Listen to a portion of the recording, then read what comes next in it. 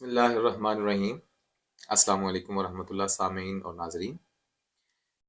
मैं मोहम्मद वकास ख़ान दुरानी। मेरा ताल्लुक इमिग्रेशन से है और एक्सपोर्ट ऑफ मैन पावर को रेगुलेट करना ये हमारे इदारे का काम है। अ, एक वज़ाहत जो ज़रूरी समझता हूँ वो इमिग्रेशन और एमिग्रेशन के हवाले से।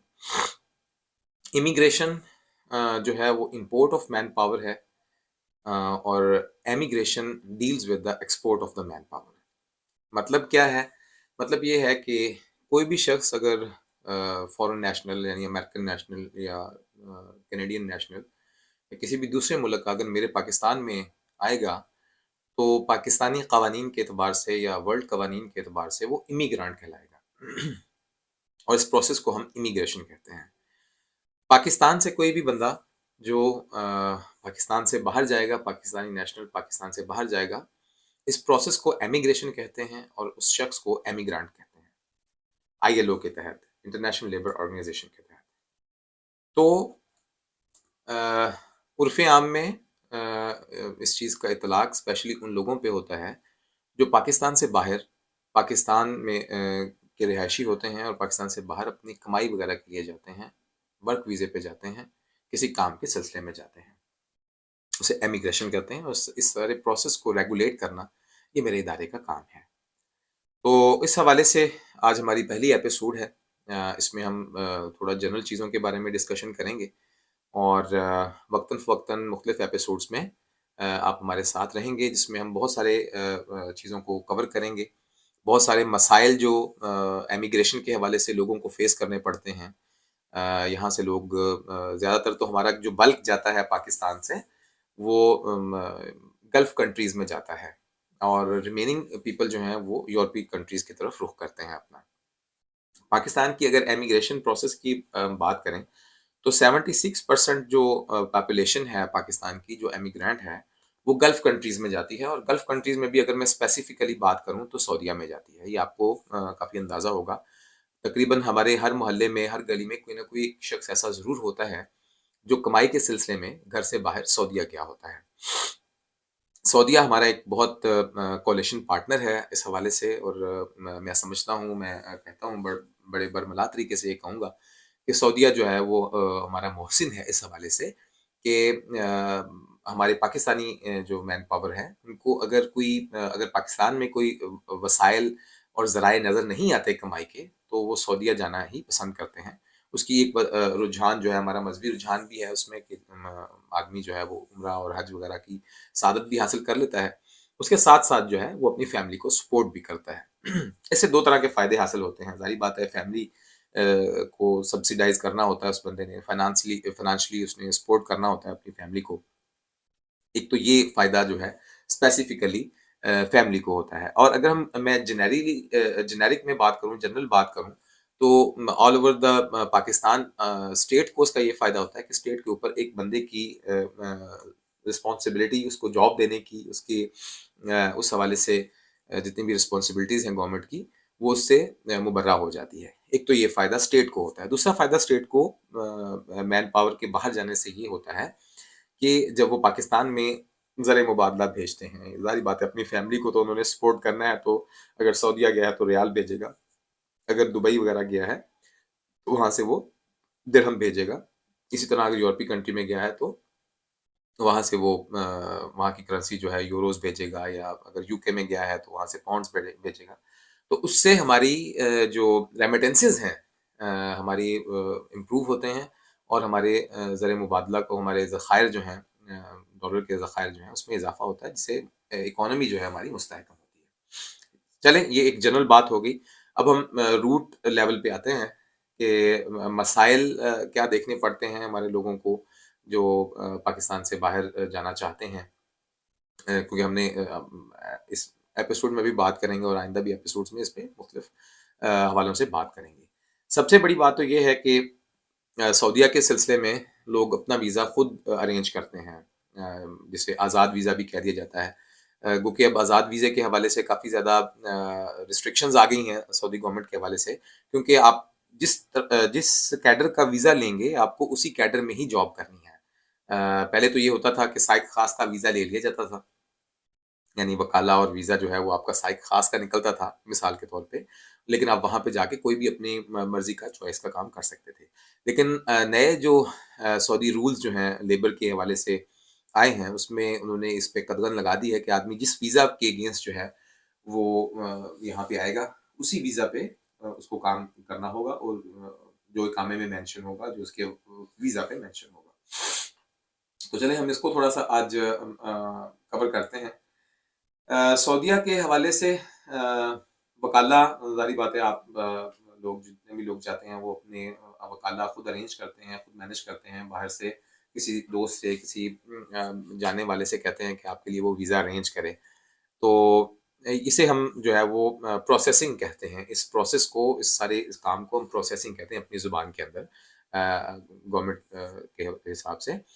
तो उसमें जब आपका वकाला बन जाता है तो आपको किसी एजेंट को लीगल एजेंट को उसे हम अपनी ज़ुबान में सरकारी ज़ुबान में ओवरसीज़ एम्प्लॉयमेंट प्रमोटर कहते हैं, ओईपी। ये याद रखिए कि आपने जब भी किसी एजेंट के पास जाना है, तो वो एजेंट जो है वो गवर्नमेंट से लाइसेंस्ड हो, मतलब उसके पास लाइसेंस हो हमारे गवर्नमेंट का, लाइसेंस हो उसके पास, ministry of overseas Pakistani and human resource development की तरफ से उसके पास लाइसेंस हो। हमारे लाइसेंस की पहचान ये है, हमारे लाइसेंस के ऊपर जो है स्टेट ऑफ पाकिस्तान का एम्बलम होगा और with the due signatures of secretary and secondly हमारा जो लाइसेंस है वो 4 डिजिट्स का होता है।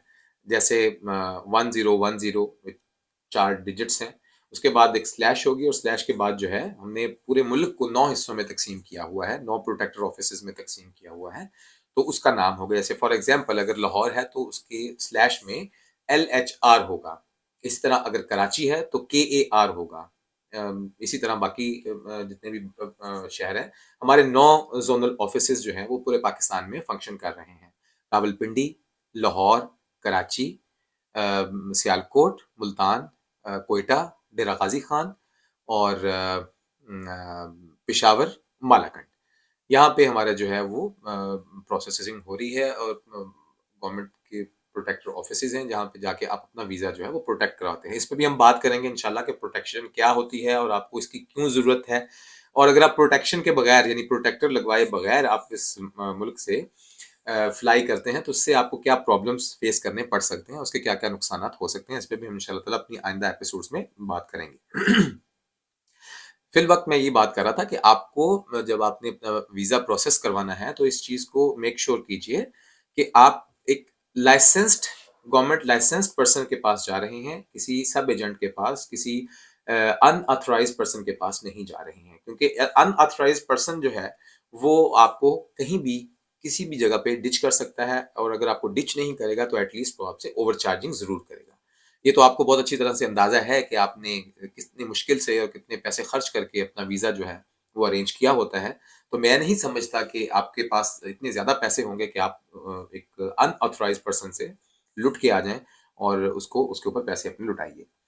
तो इंशाल्लाह हम बहुत सारी एपिसोड्स में इस बात को जो है वो कवर करेंगे कि आपको कितनी फ़ीस पे करनी है और आपको कितना उसको जो है प्रॉफ़िट देना है। ये सारी चीज़ें जो हैं वो हमारे इमिग्रेशन ऑर्डिनेंस में और रूल्स में जो है वो मेंशन्ड है।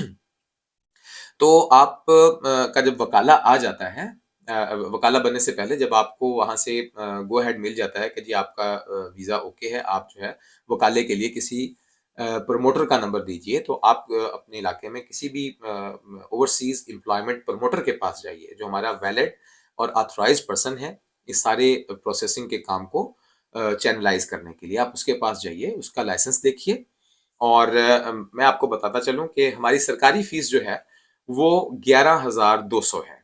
ऐसा शख्स जिसने अपना वकाला खुद अरेंज किया है, मैं दोबारा इसको दोहरा देता हूँ, ऐसा शख्स जिसने अपना वीज़ा खुद अरेंज किया है, वकाला खुद उसका अरेंज किया है उसने, तो वो शख्स किसी भी प्रमोटर को, किसी भी एजेंट को, सरकारी एजेंट को ₹11,200 फ़ीस देगा, जिसमें से ₹5,200 जो हैं, वो आपकी फ़ीसेस की मद में काटे जाएँगे और ₹6,000 जो हैं, वो उस प्रमोटर के सर्विस चार्जेज़ हैं, जो सरकारी तौर पे वो ले सकता है। इससे ज़्यादा वो आपसे पेमेंट चार्ज नहीं कर सकता। बहुत सारी चीज़ें सुनने में आती हैं कि प्रोमोटर्स जो हैं, इवन के लीगलाइज़्ड और हमारे जो ऑथराइज़्ड पर्सन्स हैं, वो भी 25,000 तक जो है वो ले रहे हैं। कोई कह रहा है जी 30,000 रुपए ले रहे हैं, तो you are not supposed to pay him that much amount. आपको उतनी ही अमाउंट देनी है जितनी सरकार ने वज़ा कर दी हुई है। तो 11,200 रुपए आपने उसको पे करना है। उसके बाद आपका वकाला निकल के आ जाएगा और आप एतमाद के ऑफ़िस जाएँगे और अपने फिंगरप्रिंट्स जो हैं वो क्लियर करवाएँगे। फिंगरप्रिंट्स एतमाद के ऑफ़िस में जैसे ही आपके क्लियर हो जाएँगे, एक और भी चीज़ की मैं वज़ाहत करता चलूँ कि एतमाद के ऑफ़िस में जो आपके फिंगरप्रिंट्स होते हैं, वो बेसिकली सऊदीया जो वज़ारत दाखिलिया है, उसके पास जाते हैं। उसमें देखा ये जाता है कि जो शख्स आ रहा है पाकिस्तान में, क्या कहीं पहले से सऊदीया का डिफ़ॉल्टर तो नहीं है? क्या वो किसी केस के हवाले से मतलूब तो नहीं है, या उसको यहाँ से ख़ुरूज निहाई लगा के तो नहीं भेजा गया था किसी ऑन अकाउंट ऑफ सम ऐसे काम जो कि इल्लीगल हों, एथिकल या अनऑथराइज्ड हों। तो वो चीज़ें कन्फर्म होती हैं। जैसे ही आपकी चीज़ें कन्फर्म होती हैं एतमाद के ऑफ़िस से, तो फिर आपसे कह दिया जाता है कि जी आपका वीज़ा जो है वो आ गया है, आपका प्रमोटर जो है वो आपको कह देगा, फिर आप प्रोटेक्टर ऑफ़िस में अपनी प्रोटेक्शन कराने के लिए जाएँगे। उसका क्या फ़ायदा है, उसके क्या बेनिफिट्स हैं, वो हम इंशाअल्लाह ताला नेक्स्ट एपिसोड में इसको कवर करेंगे। और आप हमारे साथ रहिए, क्योंकि इमिग्रेशन का एक ऐसा प्रोसेस है कि शायद वो लैक ऑफ अवेयरनेस की वजह से लोगों को इस हवाले से, प्रोटेक्टर के हवाले से, प्रोटेक्टर के बेनिफिट्स के हवाले से, इमिग्रेशन के हवाले से उमूमन इस चीज़ का अंदाज़ा नहीं है। तो मैं आपसे रिक्वेस्ट करूँगा, आप हमारे चैनल को सब्सक्राइब करिए, हमारे साथ रहिए, और हमें फॉलो कीजिए, लाइक्स कीजिए, शेयर कीजिए, ताकि ज़्यादा से ज़्यादा ये बात जो है वो पाकिस्तान की आवाम तक पहुँच सके। क्योंकि जो सबसे ज़्यादा चीज़ जो इमिग्रेशन के हवाले से देखने में आती है, लोगों को पता नहीं होता और वो किसी अनऑथराइज़्ड पर्सन से लुट जाते हैं। वो कमाई जो आपने ज़ेवर बेच के या घर बेच के या पता नहीं किन बाय एनी मीन्स आपने हासिल की होती है, वो आप बड़े आराम से किसी एक अनऑथराइज़्ड पर्सन को सिर्फ़ इस लालच में दे देते हैं कि वो आपको इस चीज़ का झांसा देता है कि वो आपको बाहर के मुल्क में भेजेगा कमाई के लिए, और जबकि वो शख्स जो है वो ऑथराइज़ ही नहीं होता, ना उसके पास कोई किसी किस्म की डिमांड होती है। तो मैं आपसे बहुत रिक्वेस्ट करूँगा, आप हमारे चैनल को सब्सक्राइब कीजिए। आज तो एक तारुफ़ी तौर पे ही हम प्रोग्राम कर रहे हैं, और इंशाल्लाह with the passage of time इसको हम कवर करेंगे। हम इसको बहुत ज़्यादा प्रोलॉन्ग नहीं करेंगे, बहुत जल्दी-जल्दी जो है हम चीज़ों को कवर करेंगे। तो आपसे रिक्वेस्ट है, हमारे चैनल को आप सब्सक्राइब कीजिए, लाइक कीजिए वीडियो को और शेयर कीजिए, ताकि हमारी ये आवाज़ जो है वो ज़्यादा से ज़्यादा आवाम तक पहुँच सके और ज़्यादा से ज़्यादा पाकिस्तानी आवाम जो है वो इससे बेनिफिट ले सके, इस मालूमात से, और किसी किस्म के नुकसान से बच सकें। तो बहुत शुक्रिया आपका। मेज़बान मोहम्मद वकास ख़ान दुरानी की तरफ से आपको अस्सलाम वालेकुम, खुदा हाफ़िज़ भी, और हमारे डायरेक्टर साहब नवीद साहब जो हैं, उनकी तरफ से भी आप सबको खुशामदीद भी है जी, और खुदा हाफ़िज़ भी है। और नंबर अभी आपको नीचे जो है वो नज़र आएगा। अगर आपको किसी किस्म की इमिग्रेशन के हवाले से, वर्क वीज़ा के हवाले से, हम स्टडी वीज़ा को भी इसमें इंशाअल्लाह ताला इस पे डिस्कशन करेंगे, लेकिन वर्क वीज़ा को कंप्लीट होने के बाद। तो आपको इमिग्रेशन के हवाले से किसी किस्म की भी प्रॉब्लम्स हों, किसी किस्म की क्यूरीज़ हों, कोई क्वेश्चंस हों, तो यू आर मोस्ट वेलकम। आप अपनी वॉइस नोट्स के ज़रिए से नीचे दिए गए नंबर पे जो है वो अपना व्हाट्सएप बना हुआ है, उस पे अपने वॉइस नोट भेजिए, अपने प्रॉब्लम्स हमसे पूछिए, हमें बहुत खुशी होगी आपके प्रॉब्लम्स को रिड्रेस करने में। और अगर आप ईमेल करना चाहते हैं, तो आप ईमेल भी नीचे जो है वो आ रहा है, उस पे अपनी ईमेल्स कर सकते हैं। सो बहुत शुक्रिया, जज़ाकल्लाह। अगली एपिसोड में इंशाल्लाह फिर मुलाकात होगी, तब तक अल्लाह हाफ़िज़।